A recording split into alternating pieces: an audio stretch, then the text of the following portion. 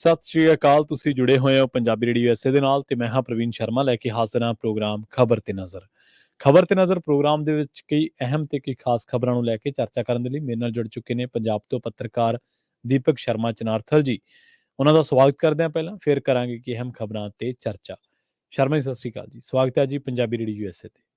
ਸਤਿ ਸ਼੍ਰੀ ਅਕਾਲ ਪ੍ਰਵੀਨ ਜੀ, ਸਾਰੇ ਦਰਸ਼ਕਾਂ ਨੂੰ ਸਰੋਤਿਆਂ ਨੂੰ ਮੇਰੀ ਪਿਆਰ ਭਰੀ ਸਤਿ ਸ਼੍ਰੀ ਅਕਾਲ ਜੀ। ਪ੍ਰੋਗਰਾਮ ਨੂੰ ਸਪਾਂਸਰ ਕਰਦੇ ਨੇ ਖਾਲਸਾ ਇੰਸ਼ੋਰੈਂਸ ਏਜੰਸੀ ਵਾਲੇ, ਜਿਨ੍ਹਾਂ ਤੋਂ ਤੁਸੀਂ ਹਰ ਤਰੀਕੇ ਦੀ ਇੰਸ਼ੋਰੈਂਸ ਲੈ ਸਕਦੇ ਹੋ। ਇੰਸ਼ੋਰੈਂਸ ਬਾਰੇ ਪਤਾ ਕਰਨ ਦੇ ਲਈ ਉਹਨਾਂ ਦਾ ਨੰਬਰ ਹੈ 4082722500। ਕਵਰਡ ਕੈਲੀਫੋਰਨੀਆ, ਓਬਾਮਾ ਕੇਅਰ ਬਾਬਤ ਤੇ ਮੈਡੀਕੇਅਰ ਬਾਬਤ ਅਮਰੀਕਾ ਭਰ ਦੇ ਵਿੱਚ ਸੇਵਾਵਾਂ ਦਿੰਦੇ ਨੇ। ਇਹਨਾਂ ਸੇਵਾਵਾਂ ਦਾ ਲਾਭ ਉਠਾਉਣ ਦੇ ਲਈ ਅੱਜ ਹੀ ਡਾਇਲ ਕਰੋ 4082722500। ਟਰਕੀਅਨ ਇਮੀਗ੍ਰੇਸ਼ਨ ਲਾ ਫਾਰਮ ਵਾਲੇ ਜੇ ਟਰਕੀਅਨ ਅਟਾਰਨੀ ਟਰਕੀਅਨ ਦੇ ਨਾਲ ਤੁਸੀਂ ਯੂਐਸ ਇਮੀਗ੍ਰੇਸ਼ਨ ਬਾਬਤ ਕੋਈ ਵੀ ਸਲਾਹ ਕਰਨੀ ਹੈ ਜਾਂ ਕੋਈ ਸਵਾਲ ਪੁੱਛਣਾ ਹੈ ਤਾਂ ਉਹਨਾਂ ਦਾ ਨੰਬਰ ਹੈ 4159090503। ਗੁਰਦੀਪ ਸਿੰਘ ਬਿਰਦੀ ਕਲੋਬੀ, Satnam Singh Shergill Selma, Jagtar Singh Anandpuri Fremont, Surjit Singh Chahal Yuba City, Gurdeep Singh Gill ਤੇ ਪਰਿਵਾਰ Yuba City, Mandeep Singh Sarabjit Kaur San Jose, Manjit Singh San Jose, ਅਬੇ ਸੈਕਰਾਮੈਂਟੋ, ਮੀਰੀ ਪੀਰੀ ਸੇਵਾ ਸੁਸਾਇਟੀ ਫਰੈਜ਼ਨੋ ਤੇ ਜੱਸੀ ਗਿੱਲ ਬੇਕਰਸਫੀਲਡ ਤੋਂ। ਇਹਨਾਂ ਸਾਰੇ ਹੀ ਸਪਾਂਸਰਸ ਦਾ ਬਹੁਤ ਬਹੁਤ ਧੰਨਵਾਦ। ਤੇ ਜੇਕਰ ਤੁਸੀਂ ਵੀ ਇਹਨਾਂ ਪ੍ਰੋਗਰਾਮਾਂ ਨੂੰ ਸਪਾਂਸਰ ਕਰਨਾ ਚਾਹੁੰਦੇ ਹੋ ਤਾਂ ਸਟੂਡੀਓ ਦਾ ਨੰਬਰ ਹੈ 4082725200। ਸ਼ਰਮਾ ਜੀ, ਖਬਰਾਂ ਦੀ ਸ਼ੁਰੂਆਤ ਕਰੀਏ ਬਜਟ ਸੈਸ਼ਨ ਤੋਂ। ਇੱਥੋਂ ਹੀ ਗਰਾਰੀ ਅੜੀ ਸੀ ਤੇ ਇਹੀ ਸੈਸ਼ਨ ਹੁਣ ਹੋਣ ਜਾ ਰਿਹਾ 3 ਮਾਰਚ ਨੂੰ। ਸੁਪਰੀਮ ਕੋਰਟ ਨੇ ਰਾਜਪਾਲ ਤੇ ਮੁੱਖ ਮੰਤਰੀ ਦੋਵਾਂ ਨੂੰ ਹੀ ਫਰਜ਼, ਹੱਕ, ਹਕੂਕ ਤੇ ਸ਼ਕਤੀਆਂ ਯਾਦ ਕਰਾਈਆਂ। ਤੇ ਜਦੋਂ ਸੁਪਰੀਮ ਕੋਰਟ ਕੁਝ ਯਾਦ ਕਰਾਉਂਦੀ ਹੈ ਤੇ ਝਾੜ ਝੰਬ ਹੋਣਾ ਸੁਭਾਵਿਕ ਜੀ ਗੱਲ ਹੈ।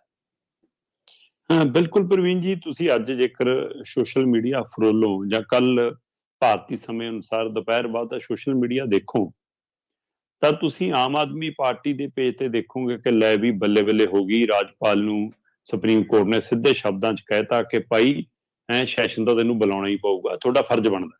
ਜੀ ਜੀ ਜੀ, ਤੁਸੀਂ ਇਹਨੂੰ ਰੋਕ ਨਹੀਂ ਸਕਦੇ। ਕੈਬਨਿਟ ਦੀਆਂ ਸਿਫਾਰਿਸ਼ਾਂ ਨੂੰ ਮੰਨਣਾ ਤੁਹਾਡਾ ਫਰਜ਼ ਹੈ। ਠੀਕ ਹੈ। ਸੋ ਇਸ ਲਈ ਉੱਥੇ ਤਾਂ ਤੁਹਾਨੂੰ ਇਹ ਚੀਜ਼ ਦੇਖਣ ਨੂੰ ਮਿਲੂਗੀ। ਦੂਏ ਪਾਸੇ ਜਦੋਂ ਜਾਓਗੇ ਤਾਂ ਦੂਏ ਪਾਸੇ ਤੁਹਾਨੂੰ ਵਿਰੋਧੀਆਂ ਜਿਹੜੀ ਆਮ ਆਦਮੀ ਪਾਰਟੀ ਦੀਆਂ ਵਿਰੋਧੀ ਧਿਰਾਂ ਨੇ, ਚਾਹੇ ਉਹ ਬੀਜੇਪੀ ਹੈ, ਚਾਹੇ ਉਹ ਕਾਂਗਰਸ ਹੈ, ਚਾਹੇ ਉਹ ਅਕਾਲੀ ਦਲ ਨੇ ਜਾਂ ਹੋਰ ਕੁਝ ਧਿਰਾਂ ਨੇ, ਉਹਨਾਂ ਦੇ ਪੇਜਾਂ ਤੇ, ਉਹਨਾਂ ਦੇ ਅਕਾਊਂਟਾਂ ਤੇ, ਸੋਸ਼ਲ ਮੀਡੀਆ ਤੇ ਦੇਖੋਗੇ ਤਾਂ ਉਹ ਕਹਿੰਦੇ ਲਓ ਜੀ, ਫਿਰ ਸੁਪਰੀਮ ਕੋਰਟ ਨੇ ਤਾਂ ਭਗਵੰਤ ਮਾਨ ਨੂੰ ਚੰਗਾ ਝਾੜ ਮਾਰੀ ਕਿ ਭਾਈ ਤੂੰ ਆ ਕੀ ਪੁੱਠੇ ਸਿੱਧੇ ਟਵੀਟ ਕਰੀ ਜਾਂਦਾ। ਏਦਾਂ ਥੋੜਾ ਹੁੰਦਾ। ਜੇ ਅਧਿਕਾਰ ਰੱਖਦੇ ਨੇ ਰਾਜਪਾਲ ਹੋਣੀ, ਜੋ ਪੁੱਛਣਗੇ ਤੈਨੂੰ ਜਵਾਬ ਦੇਣਾ ਪਊਗਾ। ਤੂੰ ਇਸ ਗੱਲ ਦਾ ਪਾਬੰਦ ਬਣਨਾ ਪਊਗਾ ਤੈਨੂੰ। ਸੋ ਇਸ ਲਈ ਦੋਏ ਆਪਣੇ ਆਪਣਾ ਪੱਖ ਦਿਖਾ ਕੇ ਆਪਣੀ ਆਪਣੀ ਪਿੱਠ ਥਾਪੜੀ ਜਾਂਦੇ ਨੇ।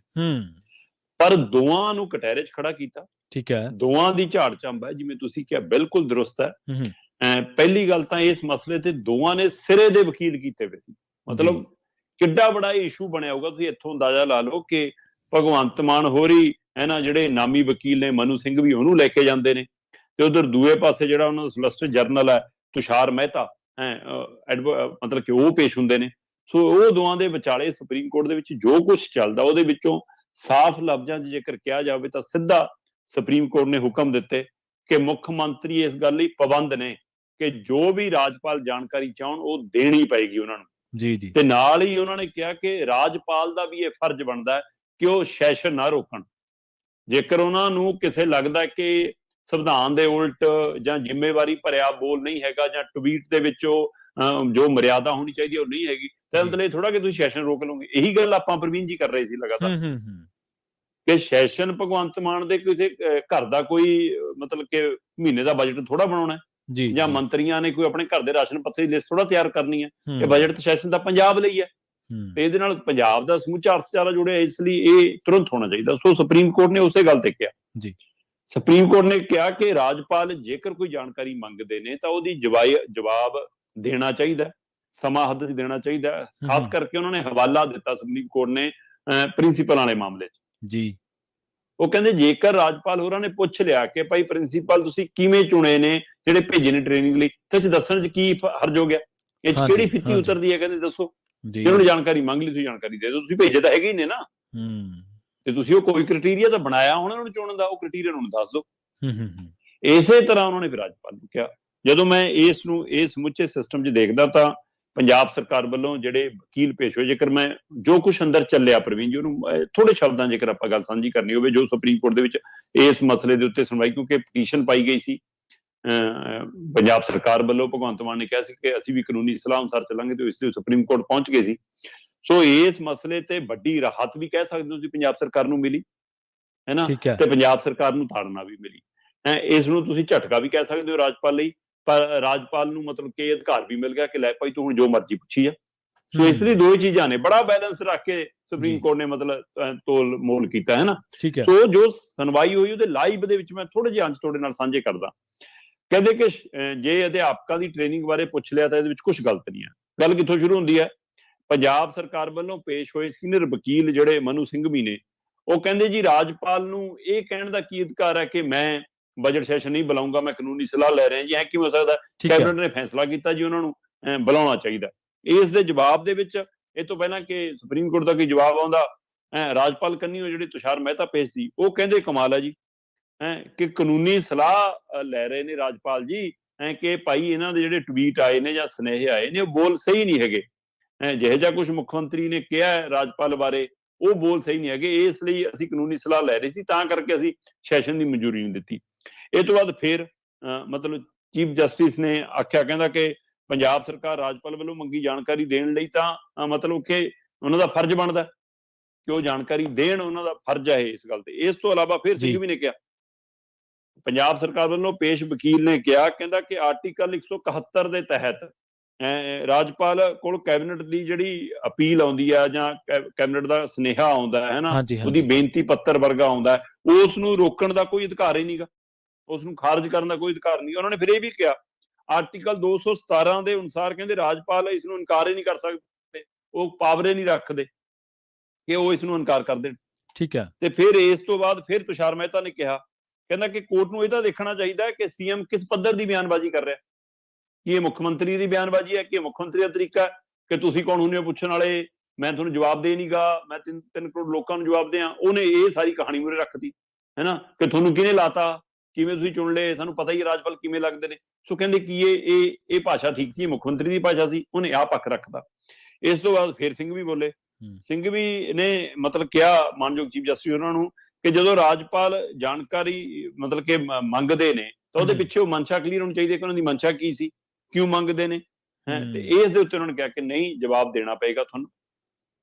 ਤੇ ਉਹਨਾਂ ਨੇ ਫਿਰ ਸੁਪਰੀਮ ਕੋਰਟ ਦੇ ਮਾਨਯੋਗ ਜੱਜ ਜਿਹੜੇ ਚੀਫ ਜਸਟਿਸ ਨੇ, ਉਹਨਾਂ ਨੇ ਫਿਰ ਇਸ ਗੱਲ ਦੇ ਉੱਤੇ ਸਪਸ਼ਟ ਕੀਤਾ ਕਿ ਭਾਈ ਕਾਨੂੰਨੀ ਸਲਾਹ ਲੈਣਾ ਇੱਕ ਵੱਖਰਾ ਪਹਿਲੂ ਹੈ ਵੱਖਰੇ ਮਾਮਲਿਆਂ ਤੇ, ਪਰ ਸੈਸ਼ਨ ਰੋਕਣ ਦਾ ਅਧਿਕਾਰ ਨਹੀਂ ਹੈ। ਤੁਸੀਂ ਸੈਸ਼ਨ ਨਹੀਂ ਰੋਕ ਸਕਦੇ, ਤੁਸੀਂ ਸੈਸ਼ਨ ਨੂੰ ਮਨਜ਼ੂਰੀ ਦੇਣੀ ਪਏਗੀ।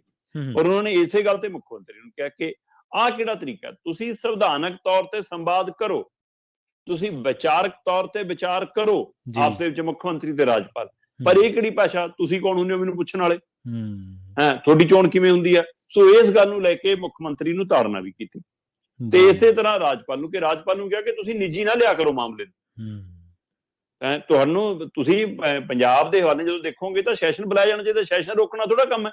ਬਾਕੀ ਜਿਹੜੇ ਮਸਲੇ ਥੋੜੇ ਚੱਲਦੇ ਨੇ ਉਹ ਮਸਲੇ ਪੈਰਲਲ ਰੱਖੋ, ਜਵਾਬ ਮੰਗੋ ਤੇ ਜਵਾਬ ਦੇਣਾ ਬਣਦਾ।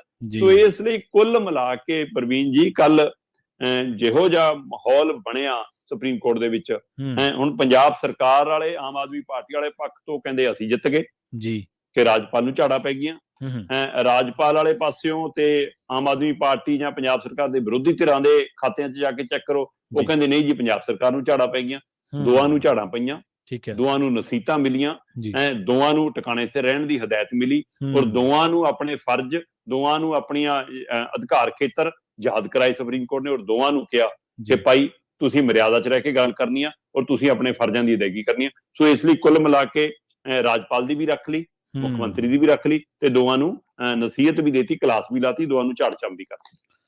ਦੇਖੋ ਦੋਨਾਂ ਨੂੰ ਇਹ ਤਾਂ ਪਤਾ ਹੈ ਵੀ ਸਾਡੇ ਕੋਲੇ ਆ ਸ਼ਕਤੀਆਂ, ਅਸੀਂ ਆਹ ਗੱਲਾਂ ਕਹਿ ਸਕਦੇ ਹਾਂ, ਇਹਦੇ 'ਚ ਕੋਈ ਦੋ ਰਾਏ ਨਹੀਂ ਕਿ ਰਾਜਪਾਲ ਮੰਗ ਸਕਦੇ ਨੇ ਸਰਕਾਰ ਤੋਂ ਬਿਊਰਾ, ਇਹਦੇ ਉਹ ਉਹਨਾਂ ਦੇ ਅਧਿਕਾਰ ਖੇਤਰ ਦੇ ਵਿੱਚ ਆਉਂਦਾ। ਤੇ ਇਹਦੇ ਵਿੱਚ ਵੀ ਕੋਈ ਭੁਲੇਖਾ ਨਹੀਂ ਵੀ ਭਗਵੰਤ ਮਾਨ ਨੂੰ 3 ਕਰੋੜ ਲੋਕਾਂ ਨੇ ਚੁਣਿਆ, ਕੋਈ ਦੋਨੇ ਭੁਲੇਖੇ ਵਾਲੀਆਂ ਗੱਲਾਂ ਨਹੀਂ ਆ, ਪਰ ਦੋਨਾਂ ਦੇ ਹੀ ਉੱਤੇ ਜੇਕਰ ਉਹਨਾਂ ਦੇ ਕੋਲੇ ਹੱਕ ਹਕੂਕ ਹੈ, ਜੇਕਰ ਉਹਨਾਂ ਦੇ ਕੋਲੇ ਸ਼ਕਤੀਆਂ, ਤਾਂ ਦੋਨਾਂ ਦੇ ਹੀ ਕੁਛ ਫਰਜ਼ ਬਣਦੇ ਨੇ। ਸਿਆਣੇ ਲੋਕ ਕਹਿੰਦੇ ਨੇ ਕਿ ਹੱਕ ਤਾਂ ਲੈਣੇ ਯਾਦ ਰਹਿੰਦੇ ਆ ਹਰੇਕ ਬੰਦੇ ਨੇ, ਪਰ ਫਰਜ਼ਾਂ ਦੀ ਪੂਰਤੀ ਕੌਣ ਕਰੂਗਾ, ਅਧਿਕਾਰਾਂ ਦੇ ਨਾਲ ਫਰਜ਼ ਵੀ ਯਾਦ ਰੱਖੋ। ਸੋ ਦੋਨੇ ਕਿਤੇ ਨਾ ਕਿਤੇ ਉਖੜੇ, ਇਹ ਗੱਲ ਵੱਖਰੀ ਹੈ ਕਿ ਚਲੋ ਪਹਿਲ ਕਿਹਦੇ ਕੰਨਿਓ ਹੋਈ, ਤੇ ਦੂਜੇ ਨੇ ਫਿਰ ਘੱਟ ਨਹੀਂ, ਉਹਨੇ ਵੀ 21 ਦੀ 31 ਵਾਲਾ ਕੰਮ ਹੀ ਕੀਤਾ। ਚਲੋ ਖੈਰ ਬਜਟ ਸੈਸ਼ਨ ਹੋਣਾ ਚਾਹੀਦਾ, ਇਹਦੇ ਵਿੱਚ ਕੋਈ ਦੋ ਰਾਏ ਨਹੀਂ। ਇਹ ਪੰਜਾਬ ਦੇ 3 ਕਰੋੜ ਲੋਕਾਂ ਦਾ ਮਸਲਾ ਹੈ। ਬਜਟ ਸੈਸ਼ਨ ਇਹ ਨਹੀਂ ਗਾ ਕਿ ਮੁੱਖ ਮੰਤਰੀ ਰਾਜਪਾਲ ਨੂੰ ਜੇ ਕਿਸੇ ਨਾਲ ਪਰਸਨਲ ਟਸਲਾ ਤੇ ਉਹ ਬਜਟ ਸੈਸ਼ਨ ਰੋਕ ਦੇਣਗੇ। ਬਿਲਕੁਲ। ਆਪਾਂ ਅਗਲੀ ਖਬਰ ਦੇ ਵੱਲ ਵਧੀਏ। ਸ਼ਰਮਾ ਜੀ ਤੇ ਗੱਲ ਕਰੀਏ ਮਨੀਸ਼ ਸਿਸੋਦੀਆ ਦੀ। ਮਨੀਸ਼ ਸਿਸੋਦੀਆ ਜ਼ਮਾਨਤ ਲੈਣ ਗਏ ਸੀਗੇ ਸੁਪਰੀਮ ਕੋਰਟ, ਪਰ ਮੋੜ ਤਾਂ ਪੁੱਠੇ ਪੈਰੀ। ਇਹ ਕੀ ਗੱਲ? ਪ੍ਰਵੀਨ ਜੀ ਬਿਲਕੁਲ ਉਹੀ ਮਨੂ ਸੰਘਵੀ ਜਿਹੜੇ ਇੱਧਰ ਪੰਜਾਬ ਸਰਕਾਰ ਵੱਲੋਂ ਸੀ, ਉਹੀ ਮਨੀਸ਼ ਸਿਸੋਦੀਆ ਵੱਲੋਂ ਸੀ, ਪਰ ਮਤਲਬ ਪਾਰਟੀ ਇੱਕੋ ਹੈ, ਲੀਡਰ ਇੱਕੋ ਨੇ, ਵਿਚਾਰ ਇੱਕੋ ਹੈ, ਧਾਰਨਾ ਇੱਕੋ ਹੈ, ਸੋ ਇਸ ਲਈ ਸਾਂਝਾ ਵਕੀਲ ਹੈਗਾ। ਸੋ ਕਿਉਂਕਿ ਫੀਸ ਪਤਾ ਵੀ ਕਿੰਨੀ ਹੋਣੀ ਮਨੂ ਸੰਘਵੀ ਦੀ ਇੱਕ ਦਿਨ ਸੁਪਰੀਮ ਕੋਰਟ 'ਚ ਪੇਸ਼ ਹੋਣ ਦੀ, ਆਪਾਂ ਸਾਰਿਆਂ ਨੂੰ ਪਤਾ। ਸੋ ਇਸ ਲਈ ਕਿਤੇ ਕਹਿਤਾ ਹੋਵੇ ਕਿ ਇੱਕ ਦਿਨ 'ਚ ਲਓ ਜੀ 2 ਤਰੀਕਾਂ ਦਵਾਤੀਆਂ ਤੁਹਾਨੂੰ, 2 ਮਾਮਲੇ ਦਵਾਤੇ, ਉਹਦਾ ਥੋੜਾ ਜਿਹਾ ਡਿਸਕਾਊਂਟ ਕਰ ਲਓ, ਹੋ ਸਕਦਾ ਕੋਈ ਡਿਸਕਾਊਂਟ ਵੀ ਹੋ ਗਿਆ ਹੋਵੇ। ਸੋ ਕੱਲ ਮਤਲਬ ਮਨੀਸ਼ ਸਿਸੋਦੀਆ ਵੱਲੋਂ ਵੀ ਮਨੂ ਸੰਘਵੀ ਪੇਸ਼ ਹੋਏ ਤੇ ਮਨੂ ਸੰਘਵੀ ਨੇ ਇਹ ਮਾਮਲਾ ਰੱਖਿਆ ਕਿ ਜੀ ਜੇਕਰ ਦੂਆ ਹੋਰਾਂ ਨੂੰ ਤੁਸੀਂ ਵਿਨੋਦ ਦੂਆ ਹੋਰਾਂ ਨੂੰ ਮਤਲਬ ਕਿ ਜ਼ਮਾਨਤ ਮਿਲ ਸਕਦੀ ਆ ਤਾਂ ਮਨੀਸ਼ ਸਿਸੋਦੀਆ ਨੂੰ ਕਿਉਂ ਨਹੀਂ। ਤੇ ਸੁਪਰੀਮ ਕੋਰਟ ਨੇ ਇਸ ਮਸਲੇ ਤੇ ਕਿਹਾ ਕਿ ਭਾਈ ਜਿਹੜੇ ਦੂਆ ਹੋਰੀ ਨੇ ਉਹ ਪੱਤਰਕਾਰ ਨੇ, ਤੇ ਇੱਥੇ ਮਨੀਸ਼ ਸਿਸੋਦੀਆ ਹੋਰੀ ਇੱਕ ਰਾਜਨੀਤਿਕ ਲੀਡਰ ਨੇ, ਉਪ ਮੁੱਖ ਮੰਤਰੀ ਨੇ, ਤੇ ਭ੍ਰਸ਼ਟਾਚਾਰਾਂ ਦੇ ਮਾਮਲਿਆਂ ਦੇ ਵਿੱਚ ਅਦਾਲਤ 'ਚ ਤੁਸੀਂ ਉਹਨਾਂ ਦਾ ਪੱਖ ਲੈ ਕੇ ਆ ਰਹੇ ਹੋ। ਸੋ ਇਸ ਲਈ ਮਾਮਲਾ ਹੋਰ ਤਰ੍ਹਾਂ ਦਾ, ਉਹਨੂੰ ਉਹਦੇ ਨਾਲ ਨਾ ਮਿਲਾਓ, ਐਂ ਰਲ ਗੱਡ ਨਾ ਕਰੋ ਮਾਮਲੇ। ਉੱਥੇ ਝਾੜ ਪਈ। ਫਿਰ ਉਸ ਤੋਂ ਬਾਅਦ ਉਹਨਾਂ ਨੇ ਕਿਹਾ ਕਿ ਤੁਸੀਂ ਸਿੱਧੇ ਮੇਰੇ ਕੋਲ ਕਿਉਂ ਆਏ, ਕਿ ਦਿੱਲੀ 'ਚ ਕੋਈ ਘਟਨਾ ਹੋ ਜਾਵੇ ਤਾਂ ਉੱਧਰ ਸੁਪਰੀਮ ਕੋਰਟ ਨੂੰ ਭਜਾਓਗੇ ਤੁਸੀਂ, ਹਾਈ ਕੋਰਟ ਜਾਓ। ਇਹ ਅਦਾਲਤ ਤੋਂ ਪੜਾਦਰ ਪੜਾ ਹੀ ਜਾਣਾ ਹੁੰਦਾ। ਸੋ ਇਸ ਲਈ ਤੁਸੀਂ ਕਹਿੰਦੇ ਕਿ ਹਾਈ ਕੋਰਟ 'ਚ ਜਾਓ। ਸੋ ਉਹਨਾਂ ਨੇ ਇੱਕ ਤਰ੍ਹਾਂ ਨਾਲ ਪੁੱਠੇ ਪੈਰੀ ਮੋੜਿਆ। ਹੋਇਆ ਕੀ, ਐਤਵਾਰ ਨੂੰ 8 ਘੰਟੇ ਦੀ ਪੁੱਛਗਿੱਛ ਤੋਂ ਬਾਅਦ ਮਨੀਸ਼ ਸਿਸੋਦੀਆ ਨੂੰ ਗ੍ਰਿਫਤਾਰ ਕਰ ਲਿਆ ਗਿਆ ਸੀ। CBI ਨੇ ਅਗਲੇ ਦਿਨ ਅਦਾਲਤ 'ਚ ਪੇਸ਼ ਕੀਤਾ। 5 ਦਿਨਾਂ ਦਾ ਰਿਮਾਂਡ ਮਿਲ ਗਿਆ। 4 ਤਰੀਕ ਤੱਕ ਰਿਮਾਂਡ ਤੇ ਨੇ। ਇਸ ਦੌਰਾਨ ਮਨੀਸ਼ ਸਿਸੋਦੀਆ ਦੀ ਟੀਮ ਜਾਂ ਉਹਨਾਂ ਦੇ ਵਕੀਲ ਸੁਪਰੀਮ ਕੋਰਟ ਦਾ ਬੂਹਾ ਖੜਕਾਉਣ ਚਲੇ ਗਏ ਕਿ ਸਾਨੂੰ ਤੁਰੰਤ ਜ਼ਮਾਨਤ ਮਿਲ ਜਾਵੇ। ਸੋ ਜਦੋਂ ਜ਼ਮਾਨਤ ਲੈਣ ਲਈ ਮੰਗਲਵਾਰ ਨੂੰ ਗਏ ਤਾਂ ਮਨੂ ਸੰਘਵੀ ਉਹਨਾਂ ਨੇ ਕੋਰਟ ਦੇ ਵਿੱਚ ਇਹ ਪੱਖ ਰੱਖਿਆ। ਪ੍ਰਵੀਨ ਜੀ, ਉਹ ਕਹਿੰਦੇ ਕਿ ਜਿਹੜੀ ਗ੍ਰਿਫਤਾਰੀ ਹੈ ਗੈਰ ਕਾਨੂੰਨੀ, ਕਿ ਸਾਡਾ ਕਲਾਇੰਟ ਮੇਰਾ ਮਨੀਸ਼ ਸਿਸੋਦੀਆ ਕਹਿੰਦੇ ਹਰ ਪੁੱਛਗਿੱਛ ਸ਼ਾਮਲ ਹੋਇਆ, ਜਦੋਂ ਬੁਲਾਇਆ, ਜਦੋਂ ਹਾਜ਼ਰ ਹੋਇਆ, ਜਿਹੜੇ ਸਵਾਲ ਦਿੱਤੇ ਉਹਨਾਂ ਦੇ ਜਵਾਬ ਦਿੱਤੇ। ਉਧਰ CBI ਵਾਲੇ ਕਹਿੰਦੇ ਕਿ ਨਹੀਂ ਜੀ, ਇਹ ਜਵਾਬ ਤਸੱਲੀ ਬਖਸ਼ ਨਹੀਂ ਦਿੰਦੇ ਸੀ, ਇਹਨਾਂ ਨੇ ਸਬੂਤਾਂ ਨੂੰ ਨਸ਼ਟ ਕੀਤਾ ਹੈ, ਸਬੂਤਾਂ ਨਾਲ ਛੇੜਛਾੜ ਕੀਤੀ ਹੈ, ਫੋਨ ਬਦਲੇ ਨੇ, ਬੰਦੇ ਨੇ ਸਾਨੂੰ ਸਾਰੇ ਬਿਆਨ ਦਿੱਤਾ ਇਹਨਾਂ ਦੇ ਨਾਲ ਦੇ ਸਾਥੀ ਨੇ, ਤੇ ਇਹ ਸਾਰਾ ਖੇਡ ਹੋਇਆ। ਤੇ ਖੇਡ ਵੀ ਕਹਿੰਦੇ 5 ਤੋਂ 12% ਜਿਹੜਾ ਕਮਿਸ਼ਨ ਹੈ ਜੀ ਉਹਦੇ ਪਿੱਛੇ ਹੋਇਆ, ਔਰ ਉਹ ਕਮਿਸ਼ਨ ਚੋਂ ਪਾਰਟੀ ਨੂੰ ਕਮਾਈ ਲਿਆਉਣੀ ਸੀ ਜਾਂ ਆਪ ਲੈਣੀ ਸੀ। ਇਹ ਕਿੰਨੇ ਸਵਾਲਾਂ ਦੇ ਜਵਾਬ ਲੱਭਣੇ ਨੇ, ਇਸ ਲਈ ਕਹਿੰਦੇ ਜੀ ਜ਼ਮਾਨਤ ਨਹੀਂ ਬਣਦੀ ਤੇ ਗਲਤ ਰਾਹ ਤੇ ਆ ਗਏ। ਸੋ ਇਸ ਮਸਲੇ ਤੇ ਫਿਰ ਜਦੋਂ ਉੱਥੇ ਮਾਮਲਾ ਆਇਆ ਤਾਂ ਉਹਨਾਂ ਨੇ ਵਿਨੋਦ ਦੂਆ ਦੀ ਉਦਾਹਰਨ ਦਿੱਤੀ। ਜਦੋਂ ਵਿਨੋਦ ਦੂਆ ਦੀ ਉਦਾਹਰਨ ਦਿੱਤੀ ਤਾਂ ਮਾਨਯੋਗ ਸੁਪਰੀਮ ਕੋਰਟ ਨੇ ਉਦਾਹਰਨ ਖਾਰਜ ਕਰਤੀ। ਕਹਿੰਦੇ ਨਹੀਂ, ਉਸ ਉਦਾਹਰਨ ਨੂੰ ਤੁਸੀਂ ਇਹਦੇ ਨਾਲ ਨਹੀਂ ਜੋੜ ਸਕਦੇ। ਸੋ ਇਹ ਸਾਰਾ ਕੁਛ ਦੇ ਦੌਰਾਨ ਹੀ ਮਤਲਬ ਕਿ ਸਾਫ਼ ਲਫ਼ਜ਼ਾਂ 'ਚ ਉਹਨਾਂ ਨੂੰ ਪੁੱਠੇ ਪੈਰੀ ਮੋੜ ਦਿੱਤਾ ਗਿਆ ਕਿ ਭਾਈ ਤੁਸੀਂ ਹਾਈ ਕੋਰਟ ਜਾਓ। ਪਰ ਇੱਥੇ ਇੱਕ ਗੌਰ ਕਰਨ ਵਾਲੀ ਗੱਲ ਆ ਪ੍ਰਵੀਨ ਜੀ, ਉਹ ਗੌਰ ਕਰਨ ਵਾਲੀ ਗੱਲ ਹੈ ਕਿ ਮਨੀਸ਼ ਸਿਸੋਦੀਆ ਨੇ ਆਪਣਾ ਅਸਤੀਫਾ ਦੇ ਦਿੱਤਾ ਤੇ ਨਾਲ ਹੀ ਸਤਿੰਦਰ ਜੈਨ ਨੇ ਵੀ ਅਸਤੀਫਾ ਦੇ ਦਿੱਤਾ, ਜਿਹੜਾ 9 ਮਹੀਨੇ ਤੋਂ ਅੰਦਰ ਹੈ, ਜਿਹਦਾ ਰੌਲਾ ਲੰਮੇ ਸਮੇਂ ਤੋਂ ਪੈਂਦਾ ਕਿ ਭਾਈ ਫਿਰ ਜਦੋਂ ਅੰਦਰ ਬੈਠਾ ਤਾਂ ਬਾਹਰ ਆਉਣ ਤੋਂ ਦੁਬਾਰਾ ਸਾਂਭ ਲਈ ਜੇ ਬੇਦਾਗ ਸਾਬਤ ਹੋ ਗਏ। ਮੰਤਰਾਲਾ ਵਾਪਸ ਲੈ ਲਿਆ, ਮੰਤਰਾਲਾ ਹੋਰ ਕੋਈ ਚਲਾ ਰਿਹਾ ਕਿ ਤਾਂ ਕਿ ਕੰਮ ਨਾ ਰੁਕੇ, ਪਰ ਕਹਿੰਦੇ ਮੰਤਰੀ ਹੈਗਾ ਬੰਦਾ, ਸੋ ਉਹਨੇ ਵੀ ਅਸਤੀਫਾ ਦਿੱਤਾ। ਪਰ ਇੱਥੇ ਜਿਹੜੀ ਗੌਰ ਕਰਨ ਵਾਲੀ ਗੱਲ ਆ ਪ੍ਰਵੀਨ ਜੀ, ਉਹ ਗੌਰ ਕਰੋ ਮਨੀਸ਼ ਸਿਸੋਦੀਆ ਦੇ ਲਿਖਤੀ ਬੋਲਾਂ ਦੇ ਉੱਤੇ। ਮਨੀਸ਼ ਸਿਸੋਦੀਆ ਹੋਰਾਂ ਨੇ ਜਿਹੜਾ ਕੇਜਰੀਵਾਲ ਨੂੰ ਅਸਤੀਫਾ ਭੇਜਿਆ ਨਾ, ਉਸ ਅਸਤੀਫੇ 'ਚ 4 ਲਾਈਨਾਂ ਲਿਖੀਆਂ। ਮਤਲਬ ਬਾਕੀ ਅਸਤੀਫੇ ਦੀ ਇਬਾਰਤ ਪੂਰੀ ਹੈਗੀ ਹੈ, ਮੈਂ ਉਹਦੇ ਵਿੱਚੋਂ 4 ਲਾਈਨਾਂ ਤੇ ਧਿਆਨ ਦਿਵਾਉਣਾ ਚਾਹੁੰਦਾ। ਉਹ 4 ਲਾਈਨਾਂ 'ਚ ਉਹਨਾਂ ਨੇ ਲਿਖਿਆ ਕਿ ਦੁਖਦ ਹੈ ਕਿ ਇਮਾਨਦਾਰ ਤੇ ਬੜੀ ਇਮਾਨਦਾਰੀ ਨਾਲ ਆਪਣਾ ਕੰਮ ਕਰਨ ਵਾਲੇ, ਤਨਦੇਹੀ ਨਾਲ ਆਪਣਾ ਕੰਮ ਕਰਨ ਦੇ ਬਾਵਜੂਦ ਮੇਰੇ ਉੱਤੇ ਭ੍ਰਸ਼ਟਾਚਾਰ ਦੇ ਦੋਸ਼ ਲਾਏ ਗਏ। ਕਹਿੰਦੇ ਕਿ ਇਹ ਸਿਰਫ ਸਾਜ਼ਿਸ਼ ਹੈ ਤੇ ਇਸ ਦਾ ਨਿਸ਼ਾਨਾ ਮੈਂ ਨਹੀਂ, ਅਰਵਿੰਦ ਕੇਜਰੀਵਾਲ ਹੈ ਜੀ। ਹੁਣ ਇਹ ਲਿਖਣਾ, ਇਹ ਕੀ ਅਗਲੀ ਘੜੀ ਹੈ? ਉਹ ਬੈਟਰਨ ਫੜਾਉਣ ਵਾਲਾ ਕੰਮ ਹੁੰਦਾ ਨਾ ਕਿ ਹਾਂ ਭੱਜ ਲਓ। ਜਦੋਂ ਮਨੀਸ਼ ਸਿਸੋਦੀਆ ਕਰ ਰਹੇ ਸੀ, ਜਦੋਂ ਮਨੀਸ਼ ਸਿਸੋਦੀਆ ਤੇ ਸਵਾਲ ਆ ਰਹੇ ਸੀ, ਜਦੋਂ CBI ਪੁੱਛਗਿੱਛ ਲਈ ਬੁਲਾ ਰਹੀ ਸੀ, ਜਦੋਂ ਇਹਨਾਂ ਦੀਆਂ ਫਾਈਲਾਂ ਫਰੋਲੀਆਂ ਜਾ ਰਹੀਆਂ ਸੀ, ਜਦੋਂ ਅਧਿਕਾਰੀਆਂ ਤੋਂ ਪੁੱਛਗਿੱਛ ਹੋ ਰਹੀ ਸੀ, ਤਦ ਕੇਜਰੀਵਾਲ ਸਟੇਜਾਂ ਤੋਂ, ਪ੍ਰੈਸ ਕਾਨਫਰੰਸਾਂ 'ਚ, ਸੋਸ਼ਲ ਮੀਡੀਆ ਰਾਹੀਂ ਬੋਲਦੇ ਰਹੇ ਮਨੀਸ਼ ਸਿਸੋਦੀਆ ਨੂੰ ਗ੍ਰਿਫਤਾਰ ਕਰਨਗੇ, ਇਹਨਾਂ ਨੂੰ ਫੜਨ ਦੀ ਤਿਆਰੀ ਹੈ। ਤੇ ਹੁਣ ਮਨੀਸ਼ ਸਿਸੋਦੀਆ ਦੀ ਗ੍ਰਿਫਤਾਰੀ ਤੋਂ ਬਾਅਦ ਇਹ ਕਹਿਣਾ ਮਨੀਸ਼ ਸਿਸੋਦੀਆ ਦਾ ਕਿ ਮੇਰੇ ਖਿਲਾਫ ਸਾਜ਼ਿਸ਼ ਹੈ, ਇਹ ਸਾਡੀ ਪਾਰਟੀ ਖਿਲਾਫ ਸਾਜ਼ਿਸ਼ ਹੈ, ਪਰ ਨਿਸ਼ਾਨੇ ਤੇ ਮੈਂ ਨਹੀਂ, ਅਰਵਿੰਦ ਕੇਜਰੀਵਾਲ। ਕੀ ਅਗਲਾ ਨੰਬਰ ਕੇਜਰੀਵਾਲ ਦਾ ਲੱਗਣ ਜਾ ਰਿਹਾ? ਕੀ ਕੋਈ ਅਜਿਹਾ ਸੰਕੇਤ ਮਿਲ ਰਿਹਾ ਕਿ ਕੇਜਰੀਵਾਲ ਦੀ ਗ੍ਰਿਫਤਾਰੀ ਤੱਕ ਹੋ ਸਕਦੀ ਹੈ, ਕਿ ਕੇਜਰੀਵਾਲ ਦੀਆਂ ਕੋਈ ਫਾਈਲਾਂ ਖੁੱਲ ਸਕਦੀਆਂ? ਕੀ ਇਹ 2024 ਨੂੰ ਲੈ ਕੇ ਇੰਨੀ ਡਰ ਗਈ ਆ ਭਾਜਪਾ ਕਿ ਉਹ ਇੱਕ ਮੁੱਖ ਮੰਤਰੀ ਨੂੰ ਲਾਂਭੇ ਕਰਨਾ ਚਾਹੁੰਦੀ ਆ, ਜਾਂ ਆਪਣੇ ਵਿਰੋਧੀ ਨੂੰ ਲਾਂਭੇ ਕਰਨਾ ਚਾਹੁੰਦੀ ਆ, ਜਾਂ ਸੱਚਮੁੱਚ ਕੋਈ ਅਜਿਹਾ ਸਬੂਤ ਹੋਰ ਪਿਆ ਉਹਨਾਂ ਕੋਲ ਏਡਾ ਬੜਾ ਕਿ ਜਿਹਦੇ ਨਾਲ ਕੇਜਰੀਵਾਲ ਵੀ ਘਿਰ ਸਕਦੇ ਨੇ, ਕਿ ਇੱਥੇ ਤੱਕ ਸਥਿਤੀ ਜਾ ਸਕਦੀ ਆਉਣ ਵਾਲੇ ਦਿਨਾਂ 'ਚ।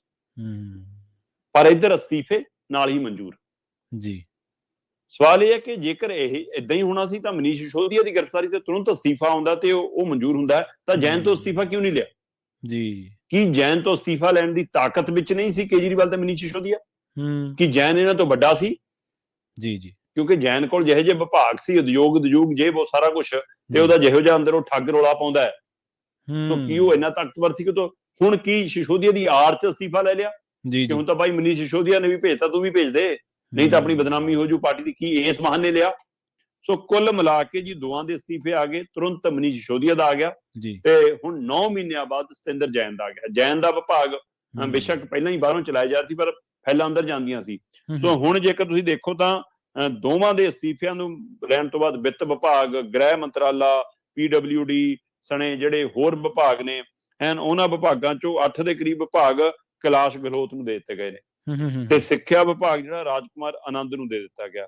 ਇਸੇ ਤਰ੍ਹਾਂ ਦੂਏ ਦੇ ਵਿਭਾਗ ਵੀ ਵੰਡ ਦਿੱਤੇ ਗਏ ਨੇ। ਸੋ ਇਹ ਸਾਰੇ ਮਾਮਲਿਆਂ ਦੇ ਵਿੱਚ ਹੁਣ ਬੀਜੇਪੀ ਦੀ ਜੇਕਰ ਸੁਣੋਗੇ ਤਾਂ ਰਵੀ ਸ਼ੰਕਰ ਪ੍ਰਸਾਦ ਨੂੰ ਮੈਂ ਦੇਖ ਰਿਹਾ ਸੀ, ਉਹ ਕਹਿੰਦੇ ਜੀ ਇਹ ਪਹਿਲੀ ਵਾਰ ਹੋਇਆ ਕਿ ਸਿੱਖਿਆ ਮੰਤਰੀ ਦੇ ਕੋਲ ਸ਼ਰਾਬ ਮਹਿਕਮਾ ਵੀ ਹੋਵੇ, ਤੇ ਕਹਿੰਦੇ ਫਿਰ ਇਹਦਾ ਮਤਲਬ ਕੁਛ ਤਾਂ ਦਾਲ ਚ ਕਾਲਾ ਹੈ।